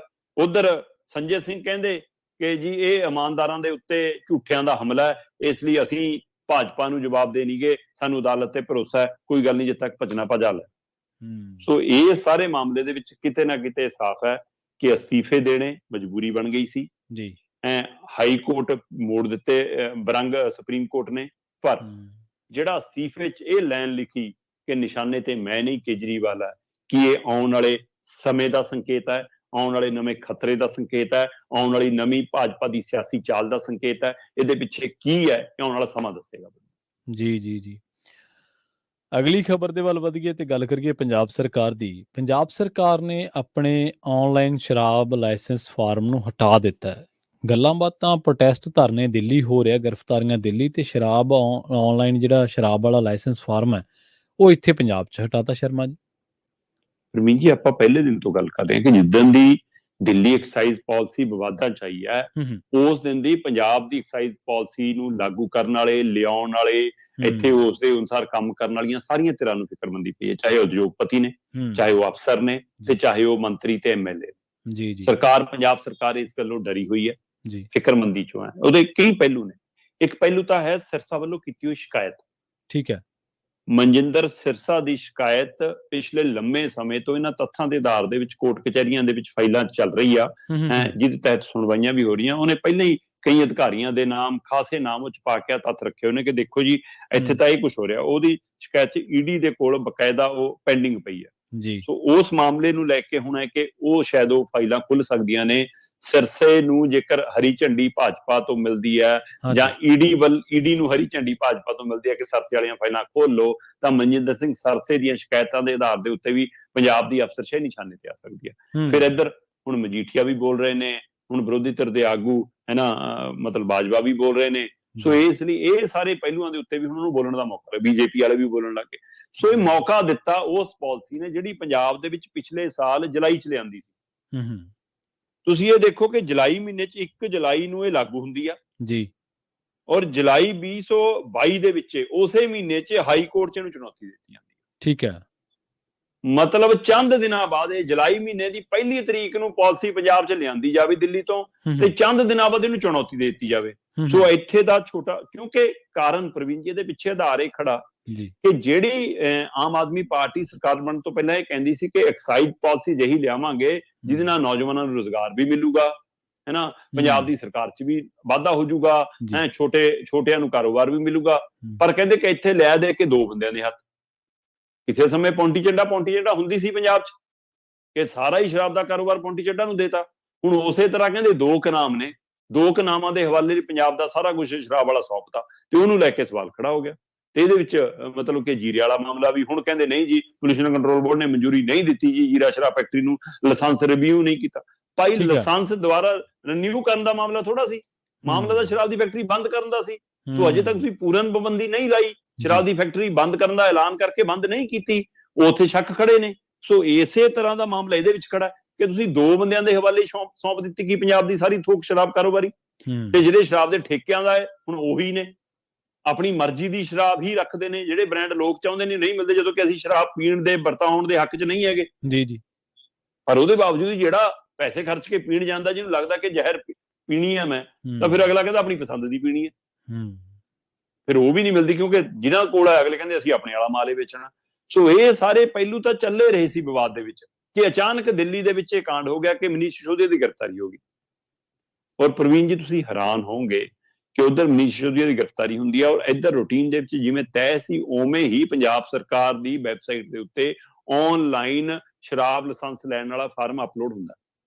ਠੀਕ ਹੈ। ਤੇ ਜਦੋਂ ਫਾਰਮ ਅਪਲੋਡ ਹੁੰਦਾ ਤਦੇ ਤਸੱਲੀ ਮਚਦੀ ਅਫਸਰਾਂ ਅਧਿਕਾਰੀਆਂ ਚ, ਕਿਉਂਕਿ ਉਹ ਤੈਅ ਸ਼ਡਿਊਲ ਪਹਿਲਾਂ ਬਣਿਆ ਹੁੰਦਾ ਨਾ ਕਿ ਇੰਨੀ ਤਰੀਕ ਨੂੰ ਆਹ ਕਰਨਾ ਉਹ ਕਰਨਾ, ਉਹਦੇ ਤਹਿਤ ਜਿਹਦੀ ਡਿਊਟੀ ਲਾਈ ਹੋਣੀ ਉਹਨੇ ਕਰਤਾ। ਤੇ ਇੱਧਰ ਤਸੱਲੀ ਮਚ ਗਈ ਕਿ ਨਾ ਭਰਾ ਪਹਿਲਾਂ ਹੀ ਫਸਿਆ, ਪਹਿਲਾਂ ਹੀ ਨਿਸ਼ਾਨੇ ਤੇ ਆ, ਤੂੰ ਆ ਰੋਕ, ਤੇ ਜਦੇ ਦੂਏ ਦਿਨ ਵਾਪਸ ਲੈ ਲਿਆ ਉਹ ਫਾਰਮ। ਠੀਕ ਹੈ। ਹੁਣ ਉਹ ਵੈਬਸਾਈਟ ਤੋਂ ਗਾਇਬ ਹੋ ਗਿਆ ਫਾਰਮ। ਸੋ ਕਿਉਂ ਵਾਪਸ ਲਿਆ ਫਿਰ? ਇਹ ਉਸੇ ਤਰ੍ਹਾਂ ਦਾ ਸ਼ੰਕਾ ਸ਼ੋਭੇ ਖੜੇ ਹੁੰਦੇ ਨੇ ਜਿਵੇਂ ਦਿੱਲੀ ਦੇ ਵਿੱਚ ਉਸ ਐਕਸਾਈਜ਼ ਪਾਲਿਸੀ ਨੂੰ ਲੈ ਕੇ ਗੋਗਾ ਗਾਇਆ, ਜਿਹਨੂੰ ਲੈ ਕੇ ਅੱਜ ਮਨੀਸ਼ ਸਿਸੋਦੀਆ ਦੀ ਗ੍ਰਿਫਤਾਰੀ ਆ, ਪਰ ਉਹ ਫਿਰ ਵਾਪਸ ਵੀ ਲੈ ਲਈ। ਸੋ ਉਸੇ ਤਰ੍ਹਾਂ ਇੱਥੇ ਫਾਰਮ ਜੇ ਤੁਸੀਂ ਲਾਗੂ ਕਰਤਾ, ਤੁਹਾਡੀ ਪਾਲਿਸੀ ਵਧੀਆ ਏ, ਤਾਂ ਤੁਸੀਂ ਫਾਰਮ ਫਿਰ ਵਾਪਸ ਕਿਉਂ ਲੈ ਰਹੇ ਹੋ? ਸੋ ਇਸ ਲਈ ਇਹ ਚੀਜ਼ ਨੇ ਖਾਸਾ ਕੁਝ ਮਦਦ ਸੰਕੇਤ ਕਰ ਦਿੱਤਾ ਪੰਜਾਬ ਦੇ ਅਫਸਰਾਂ ਤੋਂ। ਪਹਿਲਾਂ ਹੀ ਪੁੱਛਗਿੱਛ 2 ਵੱਡੇ ਅਫਸਰਾਂ ਤੋਂ ਪਹਿਲਾਂ ਪੁੱਛਗਿੱਛ ਹੋ ਚੁੱਕੀ ਆ ਤੇ ਹੁਣ ਉਮੀਦ ਕੀਤੀ ਜਾ ਰਹੀ ਹੈ, ਚਾਹੇ ਉਹ ਸਰਸੇ ਦੇ ਹਵਾਲੇ ਨਾਲ ਹੋਵੇ, ਚਾਹੇ ਬੀਜੇਪੀ ਸਥਾਨਕ ਬੀਜੇਪੀ ਚਾਹੁੰਦੀ ਹੋਵੇ, ਚਾਹੇ ਜਿਵੇਂ ਕੇਜਰੀਵਾਲ ਨੂੰ ਲੈ ਕੇ ਡਰ ਰਹੀ ਹੈ ਭਾਜਪਾ ਉਸ ਨੂੰ ਲੈ ਕੇ ਹੋਵੇ, ਚਾਹੇ ਹੁਣ ਅਧਿਕਾਰੀਆਂ ਦੇ ਹਵਾਲੇ ਨਾਲ ਹੋਵੇ, ਚਾਹੇ ਉਹ ਈਡੀ ਕੋਲ ਦਿੱਲੀ ਦੇ ਹਵਾਲੇ ਨਾਲ ਕੁਝ ਇੱਥੇ ਸ਼ਰਾਬ ਕਾਰੋਬਾਰੀਆਂ ਦੇ ਤੱਥਾਂ ਦੇ ਹਵਾਲੇ ਨਾਲ ਹੋਵੇ। ਸੋ ਇਹ ਫਾਈਲ ਇੰਨੀ ਮੋਟੀ ਹੋ ਗਿਆ ਕਿ ਸੋ ਹੁਣ ਫਰੋਲਾ ਫਰਾਲੀ ਪੰਜਾਬ ਦੀ ਵੀ ਐਕਸਾਈਜ਼ ਪਾਲਿਸੀ ਦੇ ਹਵਾਲੇ ਨਾਲ ਅਧਿਕਾਰੀਆਂ ਦੀ, ਮੰਤਰੀਆਂ ਸੰਤਰੀਆਂ ਦੀ ਕਦੇ ਵੀ ਹੋ ਸਕਦੀ ਆ। ਇਸ ਨੂੰ ਲੈ ਕੇ ਖੌਫ ਵੀ ਆ ਸਰਕਾਰ ਦੇ ਵਿੱਚ ਔਰ ਜਿਹਦਾ ਅਸਰ ਆ ਫਾਰਮ ਵਾਪਸ ਲੈਣ ਦੇ ਰੂਪ 'ਚ ਦਿਖਣ ਵੀ ਲੱਗਿਆ। ਜੀ, ਅਗਲੀ ਖਬਰ ਦੇ ਵੱਲ ਵਧੀਏ ਸ਼ਰਮਾ ਜੀ, ਤੇ ਗੱਲ ਕਰੀਏ ਡੇਰਾ ਮੁਖੀ ਦੀ। ਡੇਰਾ ਮੁਖੀ ਨਾਲ ਸੰਬੰਧਿਤ 3 ਕੇਸਾਂ ਸਣੇ 4 ਕੇਸ ਪੰਜਾਬ ਤੋਂ ਚੰਡੀਗੜ੍ਹ ਤਬਦੀਲ ਕਰ ਦਿੱਤੇ ਗਏ। ਜੀ ਕੀ ਅਸਰ ਪਊਗਾ ਕੇਸਾਂ ਦੇ ਉੱਤੇ ਜਾਂ ਸਿਆਸਤ ਦੇ ਉੱਤੇ, ਕਿਵੇਂ ਵੇਖਦੇ ਹੋ? ਹਾਂ ਬਿਲਕੁਲ ਪ੍ਰਵੀਨ ਜੀ, 4 ਮਾਮਲੇ ਨੇ ਜਿਹੜੇ ਸਿੱਧੇ ਡੇਰੇ ਨਾਲ ਜੁੜੇ ਨੇ। ਪਹਿਲਾ ਮਾਮਲਾ ਸ਼੍ਰੀ ਗੁਰੂ ਗ੍ਰੰਥ ਸਾਹਿਬ ਜੀ ਦੇ ਪਾਵਨ ਸਰੂਪ ਨੂੰ ਚੋਰੀ ਨਾਲ ਸੰਬੰਧਿਤ ਹੈ। ਠੀਕ ਹੈ ਨਾ। ਦੂਸਰਾ ਮਾਮਲਾ ਪੋਸਟਰ ਲਾ ਕੇ ਉੱਥੇ ਮੰਦੀ ਸ਼ਬਦਾਵਲੀ ਬੋਲਣ, ਉਸ ਨੂੰ ਲੈ ਕੇ ਹੈ। ਤੀਸਰਾ ਪਾਵਨ ਸਰੂਪ ਸ਼੍ਰੀ ਗੁਰੂ ਗ੍ਰੰਥ ਸਾਹਿਬ ਜੀ ਦੇ ਪਵਿੱਤਰ ਅੰਗਾਂ ਨੂੰ ਫਾੜ ਕੇ ਬਾਹਰ ਖਿਲਾਰਨਾ, ਸਿੱਟਣਾ ਗਲੀਆਂ ਚ ਨਾਲੀਆਂ ਚ, ਉਹ ਸਾਰਾ ਮਾਮਲਾ। 3 ਮਾਮਲੇ ਤਾਂ ਸਿੱਧੇ ਨੇ। ਚੌਥਾ ਮਾਮਲਾ ਜਿਹੜਾ ਹਾਲ ਹੀ ਚ ਕਤਲ ਹੋਇਆ ਡੇਰਾ ਪ੍ਰੇਮੀ ਦਾ, ਹੈ ਨਾ, ਜਿਹੜਾ ਇਸ ਮਾਮਲੇ ਚ ਨਾਲ ਸੰਬੰਧਿਤ ਨਾਮਜ਼ਦ ਵੀ ਸੀ ਉਹਦਾ। ਸੋ 4 ਮਾਮਲੇ ਨੇ। ਤੇ ਜਿਹੜੇ ਪਹਿਲੇ 3 ਮਾਮਲੇ ਨੇ ਉਹਨਾਂ ਮਾਮਲਿਆਂ ਦੇ ਵਿੱਚ ਡੇਰਾ ਮੁਖੀ ਗੁਰਮੀਤ ਸਿੰਘ ਰਾਮ ਰਹੀਮ ਦਾ ਨਾਮ ਵੀ ਬੋਲਦਾ ਜੀ। ਤੇ ਉਹ ਤੇ ਚੌਥਾ ਤੇ ਪਟੀਸ਼ਨ ਕਿਹਨੇ ਪਾਈ ਸੀ? ਪ੍ਰੇਮੀਆਂ ਨੇ, ਜਾਂ ਜਿਹੜੀਆਂ ਧਿਰਾਂ ਇਹ ਨੇ ਉਹ ਕਹਿੰਦੀਆਂ ਜੀ ਕਿ ਉਹ ਦੇਖੋ ਜੀ ਉਹਦਾ ਕਤਲ ਹੋ ਗਿਆ ਜੀ, ਇਸ ਲਈ ਸਾਡੀ ਜਾਨ ਨੂੰ ਵੀ ਖਤਰਾ ਹੈ ਜੀ, ਸਾਨੂੰ ਵੀ ਧਮਕੀਆਂ ਮਿਲ ਰਹੀਆਂ ਤੇ ਪੰਜਾਬ ਤੋਂ ਕੇਸ ਤਬਦੀਲ ਕੀਤਾ ਜਾਵੇ। ਫਿਰ ਹੋਇਆ ਕੀ? ਚਾਹੇ ਉਹ ਬਠਿੰਡਾ ਹੈ, ਚਾਹੇ ਉਹ ਫਰੀਦਕੋਟ ਹੈ, ਤੇ ਚਾਹੇ ਮੋਗਾ ਹੈ, ਉੱਥੇ ਦੀਆਂ ਅਦਾਲਤਾਂ 'ਚ ਜਿਹੜੇ 4 ਕੇਸ ਚੱਲਦੇ ਸੀ, ਉਹਨਾਂ 3 ਅਦਾਲਤਾਂ 'ਚੋਂ ਇਹ 4 ਕੇਸਾਂ ਨੂੰ ਤਬਦੀਲ ਕਰਕੇ ਚੰਡੀਗੜ੍ਹ ਲਿਆਂਦਾ ਗਿਆ ਕਿ ਚੰਡੀਗੜ੍ਹ ਸੁਰੱਖਿਅਤ ਹੈ ਜੀ ਇਹਨਾਂ ਦੀ। ਸੋ ਇੱਧਰ ਡੇਰਾ ਮੁਖੀ ਦਾ ਇੱਕ ਦਿਨ ਰਹਿ ਗਿਆ, ਮੈਂ ਕਿਹਾ ਪੈਰੋਲ ਮੁੱਕ ਜਾਣੀ ਹੈ। ਸੋ ਉਧਰ ਉਹਦੇ ਮਾਮਲੇ ਤੇ ਅਜੇ ਨਿਪਟਾਰਾ ਨਹੀਂ ਹੋਇਆ। ਜਿਹੜੀ ਸ਼੍ਰੋਮਣੀ ਗੁਰਦੁਆਰਾ ਪ੍ਰਬੰਧਕ ਕਮੇਟੀ ਨੇ ਪਹਿਲਾਂ ਪਟੀਸ਼ਨ ਵਾਪਸ ਲੈ ਲਈ ਸੀ, ਫਿਰ ਦੁਬਾਰਾ ਦਾਖਲ ਕੀਤੀ ਕਿ ਇਸ ਨੂੰ ਕਿਸ ਆਧਾਰ ਤੇ ਬਾਰ-ਬਾਰ ਪੈਰੋਲ ਮਿਲਦੀ ਹੈ ਜੀ, ਉਹਦਾ ਸਾਨੂੰ ਜਾਣਕਾਰੀ ਦਿੱਤੀ ਜਾਵੇ, ਕੀ ਇਹ ਪੈਰੋਲ ਜਾਇਜ਼ ਜਾਂ ਨਹੀਂ। ਹਾਂ, ਹੁਣ ਮਾਨਯੋਗ ਅਦਾਲਤ ਕਹਿੰਦੀ ਨਹੀਂ, ਸੁਣਵਾਈ ਚੱਲੂਗੀ, ਕੋਈ ਗੱਲ ਨਹੀਂ, ਜੇ ਉਹਦੀ ਪੈਰੋਲ ਮੁੱਕਦੀ ਹੈ ਮੁੱਕ ਜਾਵੇ, ਅੰਦਰ ਚਲਾ ਜਾਵੇ, ਪਰ ਅਸੀਂ ਇਹਦੇ ਉੱਪਰ ਗੌਰ ਕਰਾਂਗੇ। ਸ਼ਾਇਦ 9 ਮਾਰਚ ਨੂੰ ਉਹਦੇ ਤੇ ਸੁਣਵਾਈ ਹੋਣੀ ਹੈ। ਸੋ ਇਸ ਲਈ ਸੁਣਵਾਈ ਬਾਅਦ ਚ ਹੋਊਗੀ। ਠੀਕ ਹੈ, ਮਤਲਬ ਇਸ ਆਧਾਰ ਤੇ ਵੀ ਹੋ ਸਕਦਾ, ਉਮੀਦ ਹੈ ਕਿ ਸ਼ਾਇਦ ਅਗਲੀ ਵਾਰ ਤੋਂ ਪੈਰੋਲ ਤੇ ਕੋਈ ਰੋਕ ਲੱਗੇ ਜਾਂ ਕੋਈ ਤੈਅ ਹੋਵੇ 1 ਸਾਲ ਚ 3-3 ਵਾਰ ਕਿਉਂ, ਹੈ ਨਾ, 90 ਦਿਨਾਂ ਦੇ ਵਿੱਚ 40-40 ਦਿਨਾਂ ਦੀ ਇਕੱਠੀ ਪੈਰੋਲ ਕਿਉਂ। ਸੋ ਹੋ ਸਕਦਾ ਅਗਲੀ ਵਾਰ ਤੇ ਕੋਈ ਇਸ ਦੇ ਉੱਤੇ ਗੌਰ ਆ ਜਾਵੇ। ਪਰ ਫਿਲਹਾਲ ਇਹ ਮਾਮਲਾ ਵੀ ਮਤਲਬ ਕਿ ਇੱਕ ਤਰ੍ਹਾਂ ਨਾਲ ਐਂ ਲੱਗਦਾ ਕਿ ਜਿਵੇਂ ਮਤਲਬ ਕਿ ਉਹਨਾਂ ਦਾ ਜ਼ੋਰ ਅਜ਼ਮਾਇਸ਼ ਚੱਲ ਗਈ ਆ ਕਿ ਭਾਈ ਪੰਜਾਬ ਤੋਂ ਤਬਦੀਲ ਕਰ ਦਿੱਤੇ ਜਾਣ। ਫਿਰ ਐਂ ਤਾਂ ਪ੍ਰਵੀਨ ਜੀ ਕੱਲ ਨੂੰ ਕੋਈ ਵੀ ਕਹੂਗਾ ਕਿ ਹਾਂ ਪੰਜਾਬ 'ਚ ਮੈਨੂੰ ਡਰ ਲੱਗਦਾ ਜੀ, ਤੇ ਫਿਰ ਪੰਜਾਬ ਦੀਆਂ ਜੇ ਅਦਾਲਤਾਂ ਹੀ ਖਾਲੀ ਕਰ ਦਿਓ ਜੀ, ਤੇ ਸਾਰੇ ਮਾਮਲੇ ਕੋਈ ਦਿੱਲੀ ਨੂੰ ਭੇਜ ਦਿਓ, ਕੋਈ ਚੰਡੀਗੜ੍ਹ ਨੂੰ ਭੇਜ ਦਿਓ, ਕੋਈ ਹੋਰ ਕਿਸੇ ਸੂਬਿਆਂ ਨੂੰ ਭੇਜ ਦਿਓ। ਸੋ ਇਸ ਲਈ ਇਸ ਤਰ੍ਹਾਂ ਇਹ ਵੀ ਉਸੇ ਤਰ੍ਹਾਂ ਦਾ ਮਾਮਲਾ ਨਾ, ਜਿਵੇਂ ਮਨੀਸ਼ ਸਿਸੋਦੀਆ ਜਦੋਂ ਸੁਪਰੀਮ ਕੋਰਟ ਗਏ ਉਹਨੇ ਕਿਹਾ ਕਿ ਨਹੀਂ ਹਾਈ ਕੋਰਟ ਜਾਓ, ਤਾਂ ਇੱਥੇ ਵੀ ਅਦਾਲਤ ਕਹਿ ਸਕਦੀ ਸੀ ਕਿ ਨਹੀਂ ਭਾਈ ਸਾਡੇ ਤੇ ਭਰੋਸਾ ਰੱਖੋ, ਠੀਕ ਹੈ ਨਾ, ਆਪਣੀ ਪੁਲਿਸ ਤੇ ਭਰੋਸਾ ਰੱਖੋ, ਜਾਂ ਪੰਜਾਬ ਸਰਕਾਰ ਨੂੰ ਕਹਿ ਸਕਦੀ ਸੀ ਕਿ ਹਾਂ ਭਾਈ ਜੇਕਰ ਕਿਸੇ ਜਾਨ ਮਾਲ ਨੂੰ ਖਤਰਾ ਹੁੰਦਾ ਤਾਂ ਤੁਹਾਡੀ ਜ਼ਿੰਮੇਵਾਰੀ ਬਣਦੀ ਆ, ਇਹਨਾਂ ਦੀ ਸੁਰੱਖਿਆ ਜ਼ਰੂਰੀ ਆ। ਅਦਾਲਤ 'ਚ ਜਦੋਂ ਇਹਨਾਂ ਨੂੰ ਫੈਸਲਾ ਆਵੇ, ਚਾਹੇ ਫਾਂਸੀ ਹੋਵੇ, ਫਿਰ ਫਾਂਸੀ ਲਾਵਾਂਗੇ। ਚਾਹੇ ਉਮਰ ਕੈਦ ਹੋਵੇ ਉਮਰ ਕੈਦ ਦੇਵਾਂਗੇ। ਸੋ ਇਸ ਤਰ੍ਹਾਂ ਮਤਲਬ ਜੇਕਰ ਕੇਸ ਤਬਦੀਲ ਹੁੰਦੇ ਨੇ ਤਾਂ ਇਹਦੇ ਨਾਲ ਭਰੋਸਾ ਵੀ ਉੱਠਦਾ ਔਰ ਮਨੋਬਲ ਵੀ ਟੁੱਟਦਾ। ਜਿਹੜੀਆਂ ਧਿਰਾਂ ਇਹ ਵੱਡਾ ਬੇਅਦਬੀ ਦਾ ਮਾਮਲਾ ਜਿਹੜਾ ਸਾਡੇ ਅਕੀਦੇ ਨਾਲ ਜੁੜਿਆ, ਸਾਡੇ ਧਰਮ ਨਾਲ ਜੁੜਿਆ, ਸਾਡੀਆਂ ਭਾਵਨਾਵਾਂ ਨਾਲ ਜੁੜਿਆ, ਉਸ ਨੂੰ ਢਾਹ ਵੀ ਲੱਗਦੀ ਆ ਕਿ ਇਹਨਾਂ ਨੂੰ ਮਤਲਬ ਕਿ ਇੱਕ ਸੁਰੱਖਿਆ ਛਤਰੀਆਂ ਵੱਖਰੀਆਂ ਤਰ੍ਹਾਂ ਦਿੱਤੀਆਂ ਜਾ ਰਹੀਆਂ। ਬੇਸ਼ੱਕ ਸਰਕਾਰ ਦਾ ਫਰਜ਼ ਹੈ, ਕਾਨੂੰਨ ਦਾ ਫਰਜ਼ ਹੈ, ਅਦਾਲਤਾਂ ਦਾ ਫਰਜ਼ ਹੈ ਕਿ ਮਨੁੱਖੀ ਅਧਿਕਾਰਾਂ ਦੇ ਤਹਿਤ ਹਰੇਕ ਦੀ ਜਾਨ ਮਾਲ ਦੀ ਰਾਖੀ ਕਰਨਾ, ਪਰ ਇਸ ਤਰ੍ਹਾਂ ਆਪਣੀਆਂ ਹੀ ਅਦਾਲਤਾਂ ਤੋਂ ਭਰੋਸਾ ਚੁਕਾਉਣ ਵਾਲਾ ਵੀ ਇਹ ਪਹਿਲੂ ਨਜ਼ਰ ਆਉਂਦਾ ਨੇ। ਇਸ ਲਈ ਇਹ ਫਿਕਰਮੰਦੀ ਹੈ ਪ੍ਰਵੀਨ ਜੀ। ਜੀ ਜੀ ਤੇ ਜਾਂਦਿਆਂ ਦੀ ਗੱਲ ਕਰੀਏ ਸ਼ਰਮਾ ਜੀ, ਗਰਮੀ ਦੀ 146 ਸਾਲਾਂ ਦੇ ਵਿੱਚ ਸਭ ਤੋਂ ਗਰਮ ਰਿਹਾ ਕਹਿੰਦੇ ਫਰਵਰੀ ਮਹੀਨਾ। ਪ੍ਰਵੀਨ ਜੀ ਸ਼ਾਇਦ ਇਹ ਭਾਰਤੀ ਇਤਿਹਾਸ 'ਚ ਮੇਰਾ ਖਿਆਲ ਪਹਿਲੀ ਵਾਰ ਹੋਵੇ ਜੀ ਕਿ ਮਾਰਚ ਮਹੀਨਾ ਚੜ੍ਹਿਆ ਅਜੇ, ਚੜ੍ਹਨ ਤੋਂ ਪਹਿਲਾਂ ਹੀ ਇੱਕ ਦਿਨ ਪਹਿਲਾਂ ਹੀ ਭਾਰਤ ਸਰਕਾਰ ਨੇ ਹਦਾਇਤ ਜਾਰੀ ਕੀਤੀ ਹੋਵੇ ਕਿ ਇੰਨੀ ਗਰਮੀ ਪੈਣੀ ਹੈ, ਦੁਪਹਿਰ ਨੂੰ ਬਾਹਰ ਨਾ ਨਿਕਲਿਆ ਕਰੋ। ਠੀਕ ਹੈ ਜੀ। ਨਹੀਂ, ਇਹ ਹਦਾਇਤ ਜੂਨ ਜੁਲਾਈ ਮਹੀਨਿਆਂ 'ਚ ਜਾ ਕੇ ਹੁੰਦੀ ਰਹੀਆਂ। ਇਸ ਵਾਰ ਸ਼ਾਇਦ ਪਹਿਲੀ ਵਾਰ ਹੈ, ਮਈ ਤੋਂ ਬਾਅਦ ਇਹ ਹਦਾਇਤਾਂ ਆਉਣੀ ਸ਼ੁਰੂ ਹੁੰਦੀਆਂ ਨੇ। ਬਕਾਇਦਾ ਤੌਰ ਤੇ ਭਾਰਤ ਦੀ ਕੇਂਦਰੀ ਟੀਮ ਵੱਲੋਂ ਜਾਂ ਮੌਸਮ ਵਿਭਾਗ ਵੱਲੋਂ ਇਹ ਸਲਾਹ ਜਾਰੀ ਕੀਤੀ, ਜਿਹਨੂੰ ਐਡਵਾਈਜ਼ਰੀ ਕਹਿੰਦੇ ਆ। ਹਾਂਜੀ ਹਾਂਜੀ, ਕਿ ਭਾਈ ਆਪਣੇ ਜਵਾਕ ਨੂੰ ਕਾਰ 'ਚ ਇਕੱਲਿਆਂ ਨਾ ਛੱਡੋ, ਬੰਦ ਕਾਰ 'ਚ, ਗਰਮੀ ਬਹੁਤ ਹੈ ਜੀ। ਨਾਲ ਹੀ ਉਹਨਾਂ ਨੇ ਕਿਹਾ ਕਿ ਦੁਪਹਿਰ ਹੋਣ ਤੋਂ ਪਹਿਲਾਂ ਹੀ 12 ਵਜੇ ਤੋਂ ਲੈ ਕੇ 3 ਵਜੇ ਤੱਕ ਜੇ ਕੋਈ ਜ਼ਿਆਦਾ ਜ਼ਰੂਰੀ ਕੰਮ ਨਹੀਂ ਹੈ ਤਾਂ ਬਾਹਰ ਨਾ ਨਿਕਲੋ। ਠੀਕ ਹੈ। ਤੁਸੀਂ ਮੰਨ ਸਕਦੇ ਹੋ ਕਿ ਮਾਰਚ ਮਹੀਨੇ 'ਚ ਅਜਿਹੀ ਸਲਾਹ ਜਾਰੀ ਕਰਨੀ ਪੈ ਜਾਵੇ। ਔਰ ਇਹੀ ਨਹੀਂ, ਉਹਨਾਂ ਨੇ ਨਾਲ ਇੱਥੋਂ ਤੱਕ ਜਿਹੜੀ ਸਲਾਹ ਮੈਂ ਪੂਰੀ ਦੱਸ ਦੇਣਾ ਲਓ, ਕਹਿੰਦੇ ਜੀ ਸਰੀਰਕ ਤਾਪਮਾਨ ਜੇਕਰ ਜ਼ਿਆਦਾ ਹੈ ਤੁਹਾਡਾ ਜਾਂ ਮਤਲਬ ਕਿ ਤੁਹਾਨੂੰ ਲੱਗਦਾ ਕਿ ਤੁਹਾਡਾ ਸਰੀਰ ਸਹੀ ਨਹੀਂਗਾ, ਤਾਂ ਪਸੀਨਾ ਆਉਣਾ ਬੰਦ ਹੁੰਦਾ ਜਾਂ ਕੁਛ ਹੁੰਦਾ, ਤਾਂ ਤੁਰੰਤ ਐਂਬੂਲੈਂਸ 108 ਦੇ ਉੱਤੇ ਜਾਂ 102 ਤੇ ਕਾਲ ਕਰੋ, ਕਿਉਂਕਿ ਗਰਮੀ ਬਹੁਤ ਵੱਧ ਰਹੀ ਹੈ। ਠੀਕ ਹੈ। ਨਾਲ ਇਹ ਕਿਹਾ ਕਿ ਨਿੰਬੂ ਪਾਣੀ ਪੀਓ, ਵੱਧ ਤੋਂ ਵੱਧ ਪਾਣੀ ਪੀਓ, ਲੱਸੀ ਪੀਓ, ਹੈ ਨਾ, ਮਤਲਬ ਜੂਸ ਪੀਓ, ਰਸ ਪੀਓ ਜਿੰਨੇ ਪੀ ਸਕਦੇ ਹੋ, ਤਾਂ ਕਿ ਤੁਹਾਡਾ ਨਮਕ ਘੱਟ ਲਓ ਕਹਿੰਦੇ, ਤਾਂ ਕਿ ਤੁਹਾਡੇ ਸਰੀਰ ਦੇ ਵਿੱਚ ਮਤਲਬ ਕਿ ਪਾਣੀ ਦਾ ਲੈਵਲ ਨਾ ਘਟੇ, ਹੈ ਨਾ, ਤੇ ਥੋੜਾ ਬਹੁਤ ਨਮਕ ਮਿਲਾ ਕੇ ਪੀ ਸਕਦੇ, ਪਰ ਜ਼ਿਆਦਾ। ਇਸੇ ਤਰ੍ਹਾਂ ਫਿਰ ਕਹਿੰਦੇ ਜੀ ਮੌਸਮ ਵਿਭਾਗ ਨੇ ਵੀ ਅਪਡੇਟ ਕੀਤਾ। ਸੋ ਇਹ ਸਾਰੀਆਂ ਨਿਰਦੇਸ਼ ਦੱਸਦੇ ਨੇ ਕਿ ਕਿਤੇ ਨਾ ਕਿਤੇ ਮੌਸਮ ਦੀ ਤਬਦੀਲੀ ਇੰਨੀ ਬੜੀ ਹੈ ਕਿ ਇਸ ਵਾਰ ਮਾਰਚ ਤੋਂ ਲੈ ਕੇ ਕਹਿੰਦੇ ਮਈ ਤੱਕ ਤਕੜੀ ਲੂ ਚੱਲਣ ਦਾ ਖਤਰਾ ਖੜਾ ਹੈ। ਹੁਣ ਇਹ ਹੁਕਮ ਕਰਨਾ ਕਿ ਮਤਲਬ ਲੂ ਚੱਲ ਸਕਦੀ ਹੈ, ਤੇ ਉਹਦੇ ਰਿਕਾਰਡ ਦੇ ਹਵਾਲੇ ਨਾਲ ਉਹਨੇ ਤੱਥ ਸਾਹਮਣੇ ਲਿਆਂਦੇ ਨੇ ਕਿ ਪਿਛਲੇ 146 ਵਰ੍ਹਿਆਂ ਦੇ ਵਿੱਚ ਕਦੇ ਵੀ ਫਰਵਰੀ ਮਹੀਨਾ ਇੰਨਾ ਗਰਮ ਨਹੀਂ ਹੋਇਆ। ਪਿਛਲੇ 146 ਸਾਲਾਂ ਦੇ ਵਿੱਚ ਫਰਵਰੀ ਮਹੀਨੇ ਦਾ ਔਸਤ ਰਿਕਾਰਡ ਜਿਹੜਾ ਇਸ ਵਾਰ ਆਇਆ 29.54 ਡਿਗਰੀ ਆਇਆ ਪ੍ਰਵੀਨ ਜੀ। ਠੀਕ ਹੈ। ਕਈ ਸਾਲ ਪਹਿਲਾਂ ਕਹਿੰਦੇ ਕਿ 29 ਡਿਗਰੀ ਤੇ ਰਿਹਾ ਸੀ, ਪਰ 29.48 ਡਿਗਰੀ ਰਿਹਾ ਸੀ 2016 ਚ। 2016 ਚ ਫਰਵਰੀ ਮਹੀਨੇ ਦੀ ਔਸਤ 29.48 ਡਿਗਰੀ ਰਹੀ ਸੀ, ਤੇ ਇਸ ਵਾਰ 29.54 ਡਿਗਰੀ, ਜਿਹੜਾ 146 ਸਾਲਾਂ ਚ ਕਦੇ ਨਹੀਂ ਇੰਨਾ ਹੋਇਆ। ਸੋ ਰਿਕਾਰਡ। ਤੇ ਪੰਜਾਬ ਦੀ ਔਸਤ 24 ਡਿਗਰੀ ਰਹੀ ਹੈ ਫਰਵਰੀ ਮਹੀਨੇ ਚ। ਕਈ ਥਾਵਾਂ 27 ਤੱਕ ਵੀ ਗਈ ਹੈ, ਕਈ ਥਾਵਾਂ ਤੇ 20-22 ਤੱਕ ਵੀ ਰਹੀ। ਸੋ ਔਸਤ 24 ਡਿਗਰੀ ਤੱਕ ਰਹੀ ਹੈ ਜੀ। ਸੋ ਇਹੀ ਨਹੀਂ, ਇਹ ਕਹਿੰਦੇ ਕਿ ਪਹਿਲੀ ਵਾਰ ਹੋਇਆ ਕਿ ਫਰਵਰੀ ਮਹੀਨੇ ਚ 99% ਮੀਂਹ ਪਏ ਨਹੀਂ।